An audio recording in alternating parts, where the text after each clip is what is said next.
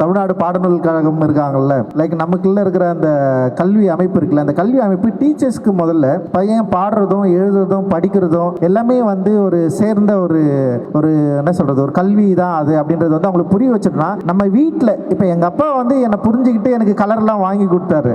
ஆனால் மற்ற அப்பாக்கள் அப்படி இல்லைல்ல, அவங்க வந்து நீ எதுக்குடா கலர் வரையாதரா அப்படின்னு சொல்லி திட்டுவாங்கல்ல, போய் படிடான்னு சொல்லுவாங்கல்ல. ஸோ இதுதான் அப்போ ஆர்ட்டை வேல்யூ பண்ணல. நம்ம அதை வேல்யூ பண்ண நம்ம சொல்லிக் கொடுக்கணும் அப்படின்னா இங்கே வந்து நம்ம ஸ்ட்ரக்சர், நம்முடைய கல்வி நிறுவனங்கள், அப்புறம் வந்து இங்கே இருக்கிற அரசு, இது எல்லாமே வந்து ஊக்குவிக்கிறப்போ இது வந்து இன்னும் அந்த இடைவெளி குறைவதற்கான வாய்ப்பு இருக்குது அப்படின்னு நான் நினைக்கிறேன். நான் ஃபோட்டோகிராஃபி எப்படி ரெஃபரன்ஸ் எடுத்துக்கிட்டேன்னா, என்னுடைய திரைப்படங்கள் இப்போ நீங்கள் அட்டக்கத்தி நான் ஒரு படம் எடுத்தேன், அதில் வந்து ஒரு பஸ் ஸ்டாண்ட் சீக்வன்ஸ் நான் பண்ணுறேன்னு வச்சுங்களேன், நிறைய பஸ் ஸ்டாண்ட் ஃபோட்டோகிராஃபிஸை வந்து நான் எடுத்து வச்சுப்பேன். நான் பஸ் ஸ்டாண்ட் ஃபோட்டோகிராஃபிஸ் எல்லாத்தையும் எடுத்து காட்சிப்படுத்திட்டு நான் இந்த மாதிரி ஃப்ரேமை உருவாக்க நான் வந்து ட்ரை பண்ணியிருக்கேன். ஸோ அப்படி வந்து ஃபோட்டோகிராஃபி வந்து என்னோட லைஃப்பில் பயங்கர இன்ஃப்ளூயன்ஸ் பண்ணுச்சு. அண்ட் வந்து அதுக்கப்புறம் நிறைய ஃபோட்டோகிராஃபிஸ் என்ன சொல்கிறது, இன்டர்நேஷ்னலாக அண்ட் வந்து இந்தியன் லெவலில் லைக் ஜெய்சிங்குடைய வந்து அவருடைய நர்மதா அந்த ட்ராவலில் வந்து அவர் எடுத்த ஃபோட்டோகிராஃபில் ரொம்ப ரொம்ப முக்கியமான ஃபோட்டோகிராஃபியை நான் வந்து பார்க்குறேன். ஸோ இப்படி நான் நிறைய பார்த்துட்டே இருந்தப்போ சென்னையில் இந்த மாதிரி ஷோஸ் வந்து நடத்தணும்,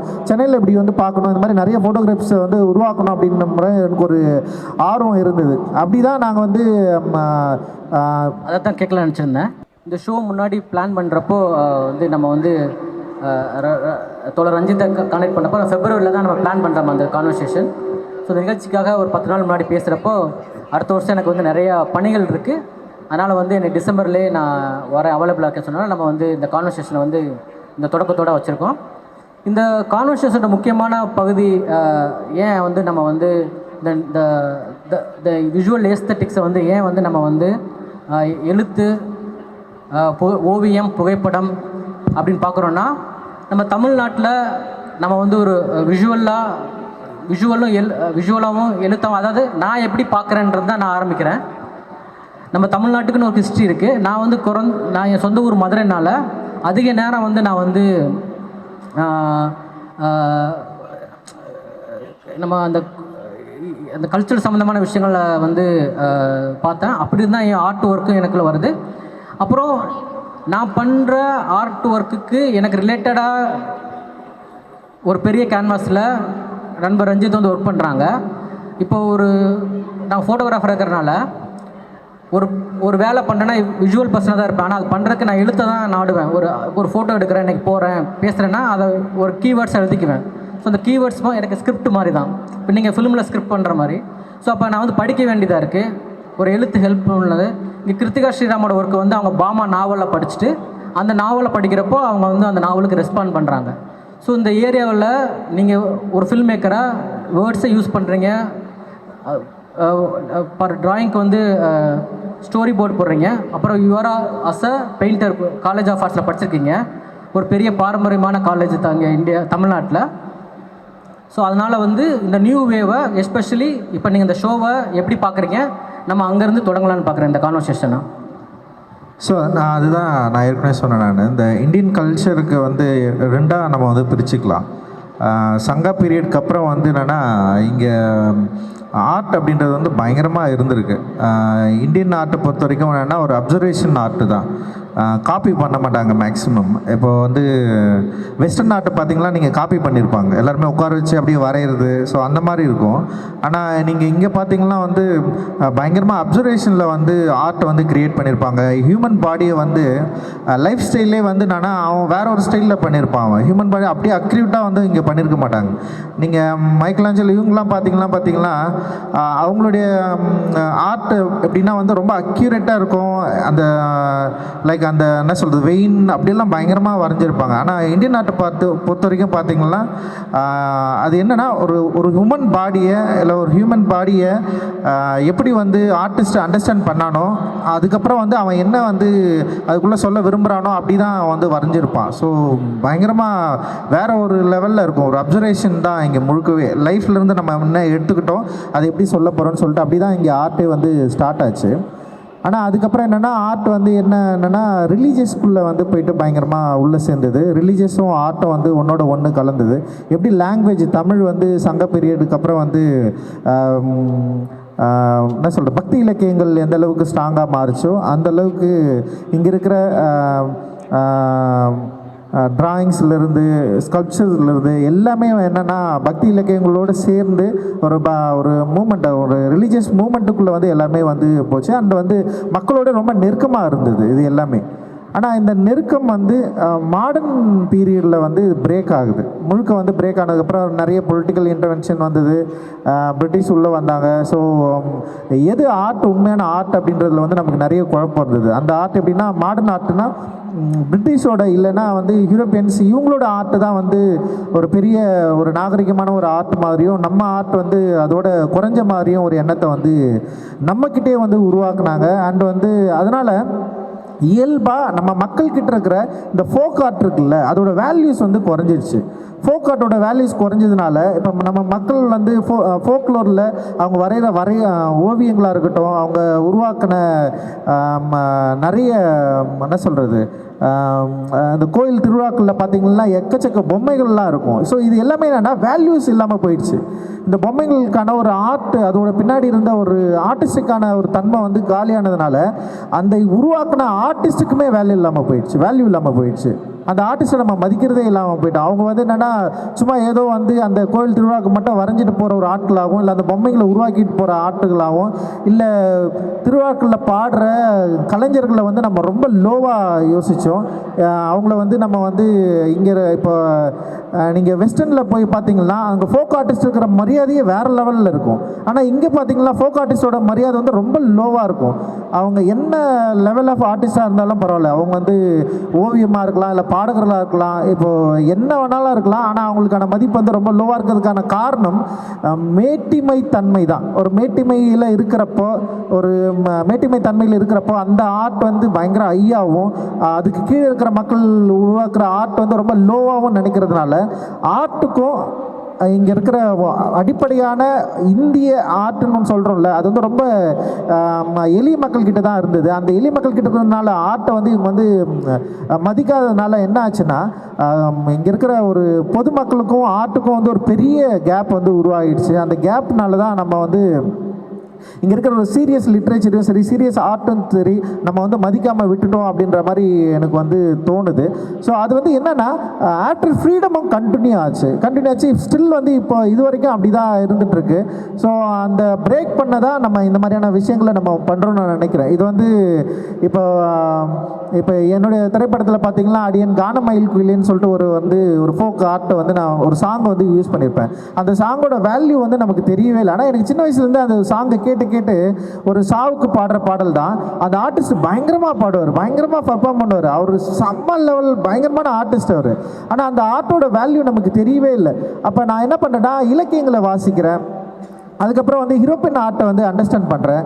அப்புறம் வந்து வேர்ல்ட் லெவலில் சினிமாஸ் எப்படி வந்து பண்ணுறாங்கன்னு யோசிக்கிறப்போ, அப்போ அவங்க பண்ணுற ஒரு குவாலிட்டி ஆஃப் ஆர்ட்டை பற்றி அவங்க பேசுகிறாங்களே, அந்த குவாலிட்டி ஆஃப் ஆர்ட்டை வந்து நான் என் தெருவில் சாவுக்கு பாடுற ஒரு தாத்தா கிட்ட வந்து நான் வந்து பார்த்தேன். பயங்கர பியூராக இருந்தது. அதோட எளிமை வந்து ஆர்ட்டோட பீக்காக இருந்தது. அந்த பீக்கை வந்து என்னால் வந்து புரிஞ்சிக்க முடிஞ்சது. ஸோ அப்போ நான் என்ன பண்ணேன்னா, அதை வந்து மக்கள்கிட்ட கொண்டு போய் சேர்க்கணும் அப்படின்னு ட்ரை பண்ணுறப்போ, என்னுடைய அட்டகத்தி படத்தில் அடியன் கானமயில் குயிலின்னு சொல்லிட்டு ஒரு பாட்டை வந்து அந்த பாடகரையே வச்சு நான் வந்து பாட வைக்கிறேன். அப்புறம் ட்ரம்ஸ் மியூசிக்கை வந்து யூஸ் பண்ணுறேன், பறையை வந்து யூஸ் பண்ணுறேன். அது வந்து பெரிய லெவலில் வந்து ரீச் ஆகுது, மக்களுக்கு வந்து ரொம்ப பிடிச்சிருந்தது. ஸோ இதுக்கு முன்னாடி வந்து இது மக்களுக்கு பிடிக்குமா பிடிக்காதா அப்படின்ற ஒரு பிரச்சனை எல்லாருக்குமே இருந்தது. காரணம் என்னன்னா, நம்ம மைண்டில் இருக்கிற இந்த ஹையரார்கி அந்த மேட்டிமை தன்மை தான். மேட்டிமை என்னன்னா வெளியிலிருந்து வருது, இல்லை வந்து ஒரு ஹையர் லெவலில் நடக்கிற ஒரு, இல்லைன்னா ஒற்றுக்கொள்ளப்பட்ட ஆர்ட்னு கூட சொல்லலாம். இப்போ நீங்கள் வந்து கிளாசிக் மியூசிக்கை பார்த்தீங்கன்னா வந்து சபாக்களில் நடக்கிறது கூட ஏற்றுக்கொள்ளப்பட்ட குறிப்பாக இங்கே ஆட்சி செய்யப்பட்ட கலனியல் சிஸ்டத்தால் ஒத்துக்கொள்ளப்பட்ட ஆர்ட். அது எல்லாமே அப்படி அவர்களை ரீச் பண்ணாமல் ஆர்ட் வந்து நிறைய நம்முடைய கிராமங்கள் இருக்குல்ல, அந்த ஆர்ட்டுக்கான வேல்யூ இல்லாமல் போச்சு. இப்போ அதை நம்ம என்ன பண்ணுறோன்னா, ரீக்ளைம் பண்ணி நம்ம வந்து இதோட அந்த பியூரிஸ்டிக்கான ஒரு ஆர்ட்டை, மக்களுடைய ஆர்ட்டை, இதோட வேல்யூஸை நமக்கு தெரியாத நம்ம என்ன கவனிக்காமல் விட்டுட்டோம். அந்த கவனிப்பை மக்கள்கிட்ட கொண்டு போய் சேர்க்க வேண்டிய வேலையை தான் நம்ம வந்து செஞ்சிட்ருக்குறோம் அப்படின்னு நான் நினைக்கிறேன். ஸோ அப்படி தான் நான் இப்போ வந்து என்னென்னா, இப்போ நமக்கான வேலை என்னென்னா, அந்த ஆர்ட்டோட மதிப்பை மக்கள்கிட்ட கொண்டு போய் சேர்க்கணும். அப்படி சேர்த்துனா அவங்க கொண்டாட ஆரம்பிச்சிருவாங்கன்னு நான் நினைக்கிறேன். நான் அப்படி கொண்டாடுற ஒரு காலகட்டமாக இது இருக்கிறது தான் நான் பார்க்குறேன்.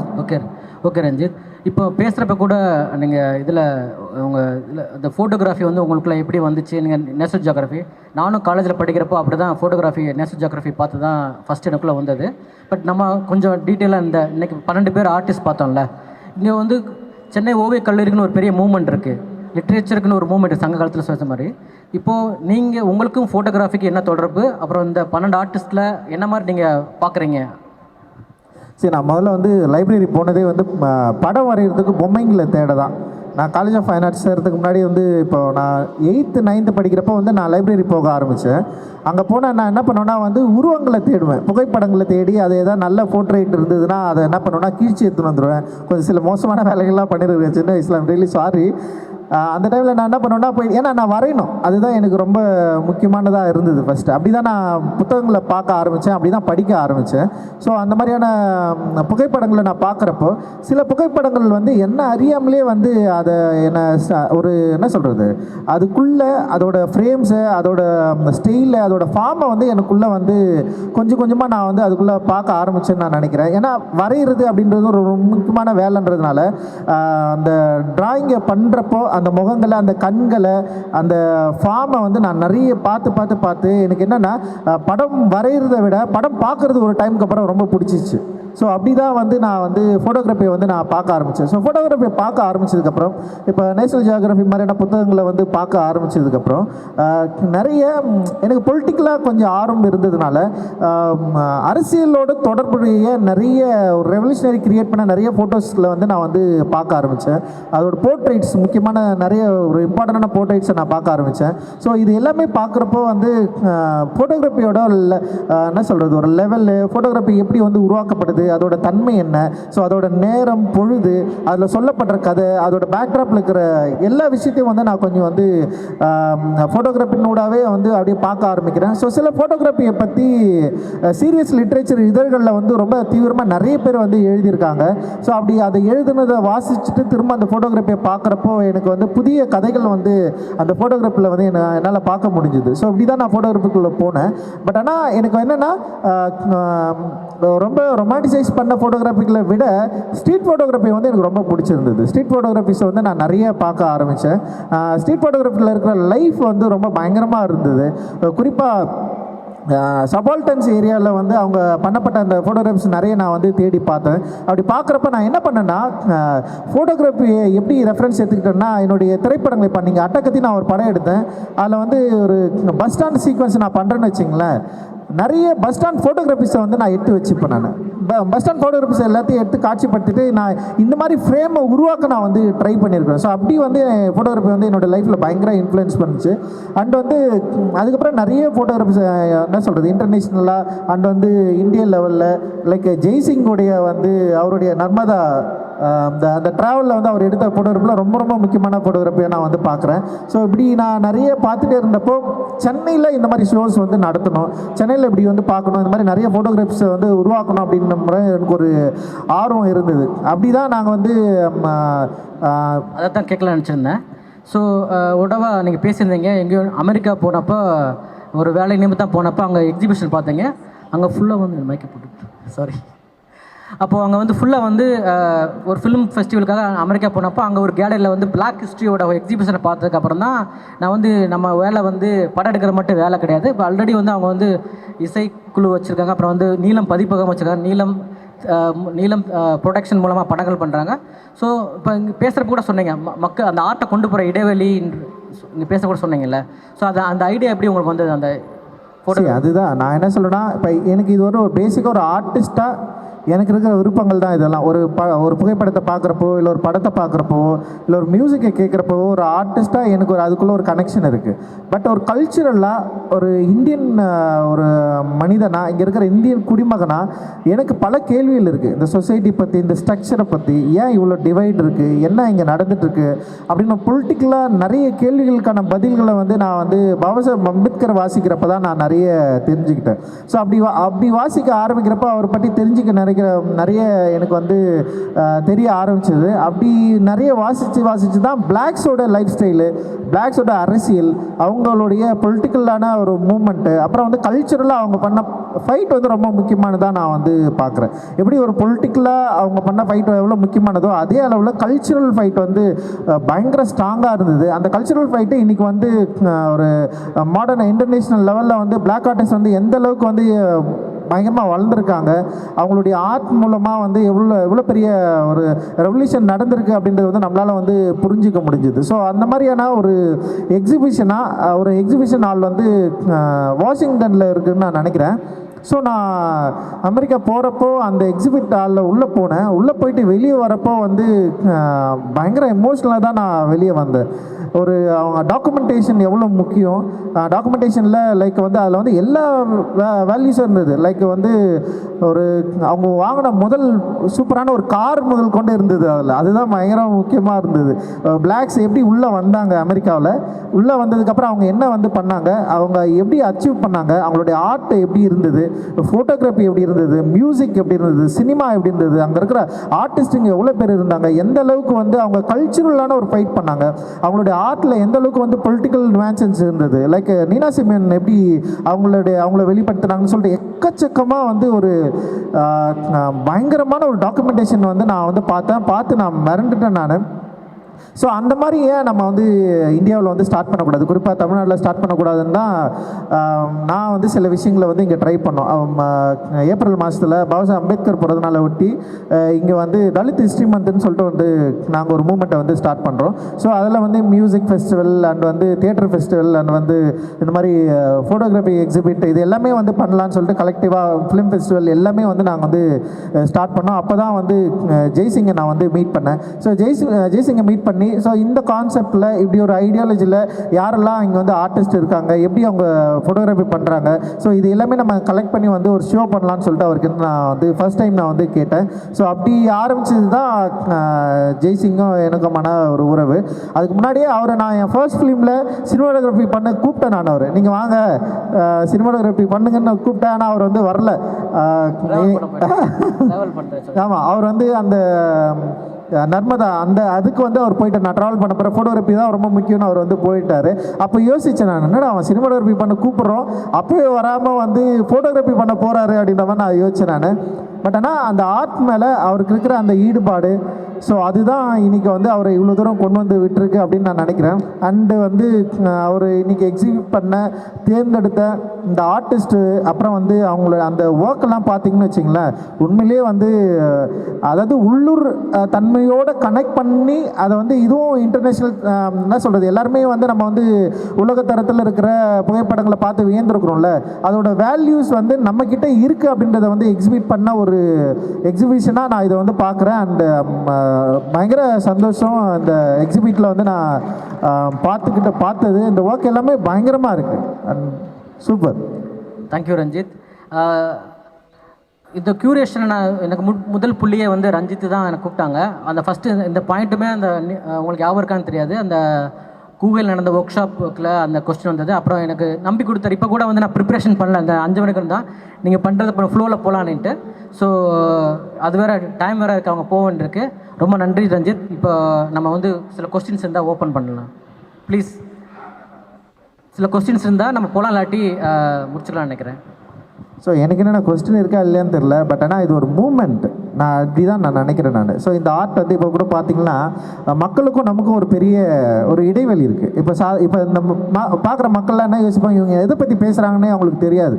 அவங்க ஏதோ யோசிப்பாங்க, என்னடா அவனுங்க ஆர்ட்ன்றானுங்க, ஏதோ ஃபோட்டோகிராஃபி அப்படின்னு சொல்கிறானுங்க, ஏன் இந்த ஃபோட்டோகிராஃபிலாம் நம்ம இப்படி பார்க்கணுமா, இந்த கல்ச்சரே இங்கே இல்லாமல் இருக்குது. பட் ஆனால் இந்த கல்ச்சரில் இருந்தவங்க தான் நம்ம. இதுக்கு முன்னாடி வந்து தங்களுடைய லைஃபே ஆர்ட்டுக்காக அட்மிட் பண்ண நம்முடைய ஆன்செஸ்டர்ஸ் இருக்காங்க, அவங்களுக்கு வேறு எதுவுமே தெரியாது. இப்போ எங்கள் தாத்தா இருக்காருன்னு வச்சிங்களேன், அவர் வந்து நல்ல தோலை கண்டுபிடிச்சி மோளை செய்கிறது தான் அவரோட வேலையாக இருந்தது. கடைசி வரைக்கும் அதை தான் செஞ்சுட்டு இருந்தார். அப்போ அதோட பியூரிட்டி இருக்குல்ல, அதோட என்ன சொல்கிறது, ஒரு வேல்யூஸ் இருக்குல்ல, அந்த வேல்யூஸை நம்ம அவங்களுக்கு கொடுக்க மறுத்துட்டோம். அதை வந்து அவங்களுக்கு தெரியவே இல்லை. மற்றவங்களுக்கு பார்க்குறப்ப என்ன தோணுன்னா வந்து ஒரு ட்ரம் தானே, ஒரு மோளை அடிக்கிறது ஒரு ட்ரம், அது செய்யறது ரொம்ப சாதாரணம்னு நினைப்பாங்க. பட் அப்படி கிடையாது. அதை தோலை கண்டுபிடிக்கிறதா இருக்கட்டும், அதை வந்து பதப்படுத்தி அதுக்கான ஒரு வளையத்தை கிரியேட் பண்ணி அதை வந்து அடித்து அதோட சவுண்டை வந்து கேட்குறப்போ ஒரு ஆதி மனிதனுடைய ஒரு என்ன சொல்கிற அவன் உருவாக்கின அந்த சவுண்டோட ஒரு கனெக்ஷன் இருக்குல்ல, அது பயங்கரமான ஒரு எமோஷன் அது.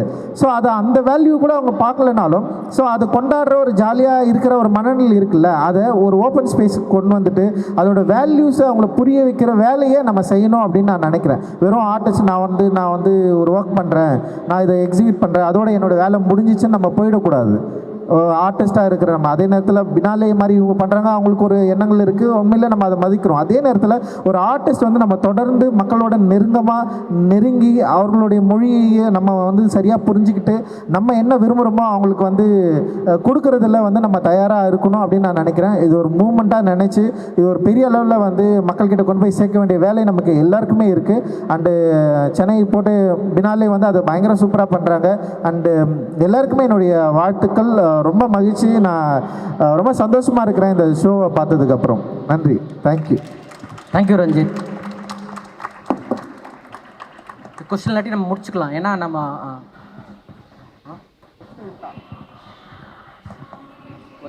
சரி.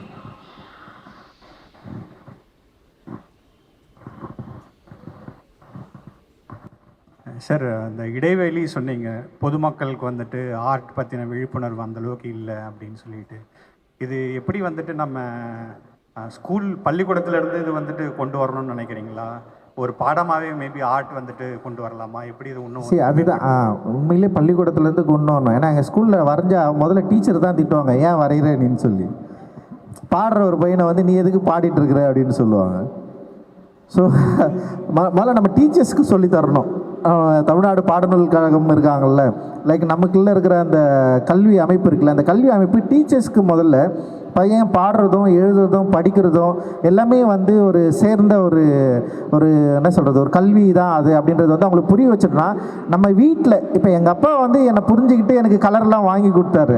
ஆனால் மற்ற அப்பாக்கள் அப்படி இல்லைல்ல, அவங்க வந்து நீ எதுக்குடா கலர் வரையாதரா அப்படின்னு சொல்லி திட்டுவாங்கல்ல, போய் படிடான்னு சொல்லுவாங்கள்ல. ஸோ இதுதான் அப்போ ஆர்ட்டை வேல்யூ பண்ணல, நம்ம அதை வேல்யூ பண்ண நம்ம சொல்லிக் கொடுக்கணும். அப்படின்னா இங்கே வந்து நம்ம ஸ்ட்ரக்சர் நம்முடைய கல்வி நிறுவனங்கள் அப்புறம் வந்து இங்கே இருக்கிற அரசு இது எல்லாமே வந்து ஊக்குவிக்கிறப்போ இது வந்து இன்னும் அந்த இடைவெளி குறைவதற்கான வாய்ப்பு இருக்குது அப்படின்னு நான் நினைக்கிறேன். நான் இது லாஸ்ட் கொஸ்டின் வச்சுக்கலாம், ஏன்னா அவங்களுக்கு வந்து போகணும், 1 மணிக்கு நம்ம அனுப்பணும்னு வச்சுக்கலாம். இது ஜெய்சிம் சார், உங்களுக்காக கொஸ்டின். ஸோ ஃபோட்டோகிராஃபி இப்போது இருக்கிற சுச்சுவேஷன் சார் சொன்ன மாதிரி ஆல்ரெடி பப்ளிக் கனெக்ட் இல்லை, அது ஒரு சைடு இருக்குது. பட் நீங்கள் what you think about technology being part of this? Like stable diffusion வருது, ஜென்ரேட்டிவ் விஷயம்லாம் வருது. ஸோ உங்களோட தாட்ஸ் என்ன? டே பை டே அது இம்ப்ரூவ் ரியலிஸ்டிக்காக மாறிட்டே வருது. இப்போ ஃபிலிம் கேமரா கூட ஒரு டெக்னாலஜி தான் அப்படி பார்த்தா. ஸோ நம்ம அதுக்கு டெக்னாலஜியை எப்படி ஹேண்டில் பண்ணுறோன்னு தான் ரொம்ப முக்கியம். அந்த பர்சன் அவனோட வாழ்க்கையை புரிஞ்சுக்கிட்டு அவன் எந்த உலகத்துலேருந்து வர்றாப்புல அவங்களோ யாரோ அதை எப்படி வந்து அந்த வேர்ல்ட பாயிண்ட் ஆஃப் வியூ. இந்த உதாரணமே அந்த 12 பேரோட ஒர்க்கு தான். எல்லா பேருமே வேறு மீடியம் யூஸ் பண்ணுறாங்க. ஃபார் எக்ஸாம்பிள் வந்து பிரியதர்ஷினி வந்து அவங்க ஃபோட்டோகிராஃபர் மிக்ஸ் மீடியா சொல்லிட்டு கேன்வாஸில் பிரிண்ட் பண்ணி அதை பெயிண்ட் பண்ணுறாங்க. ஸோ அந்த தாட் ப்ராசஸ். சங்கர் அவருக்கு இருக்கிற உளவியலில் போகிற விஷயங்களை வந்து அவர் வந்து பேப்பரை கட் பண்ணி ஃபோட்டோகிராஃபி தான். அந்த மீடியம் வந்து அவங்களோட ஓன் எக்ஸ்பீரியன்ஸில் அவங்களுக்கு என்னவா தேவைப்படுது அப்படின்றது தான்.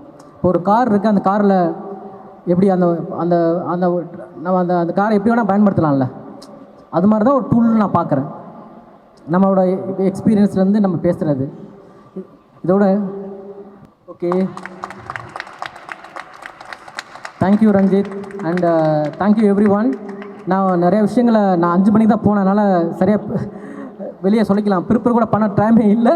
பட் வந்து ஃப்ளோவில் போயிட்டோம். And thank you for Ranjit and Chennai Photo Biennale. Especially I forgot to thank Goethe Institute, Katrina, and my friend Pascal Bose. He came from France, and tomorrow we have a conversation with him, with our artist. And please come to 3 o'clock in Goethe Institute. And that is also very deep and very beautiful topic suggested by Pascal Bose. And I'm looking forward to see everyone in Goethe. Thank you so much.